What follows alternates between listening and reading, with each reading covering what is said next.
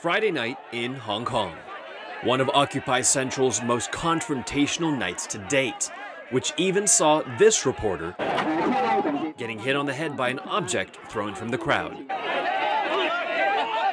This crowd, a diverse mix of angry residents and anti-Occupy supporters in the city's dense district of Mongkok, had come to oust these few hundred pro-democracy protesters and to tear down this, their Occupy encampment over the past week. Motivations and conspiracies were laid out.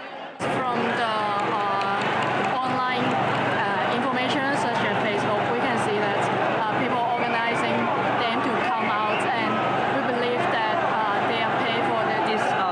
Common in China.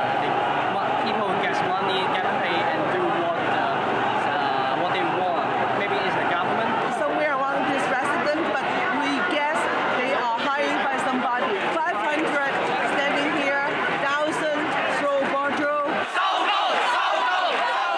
And with this chant, "You've been paid, go home," echoing across the blocks, it seems many believe this may be true.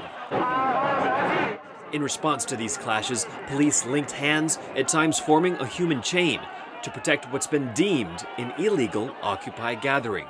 A strange turn of events from a night before, your position, when police at Hong Kong's government headquarters stood in tense standoff with the same movement, and from Sunday, when police hurled tear gas into the crowds.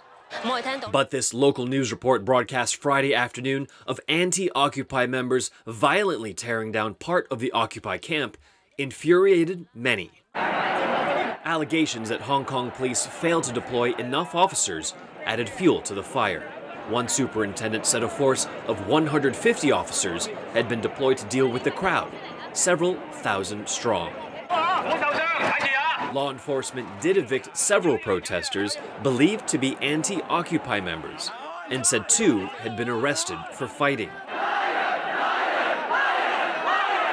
But the public seemed unconvinced the police were doing enough, at one point chanting in deafening unison for officers to handcuff this man, accused of earlier hurting an Occupy protester.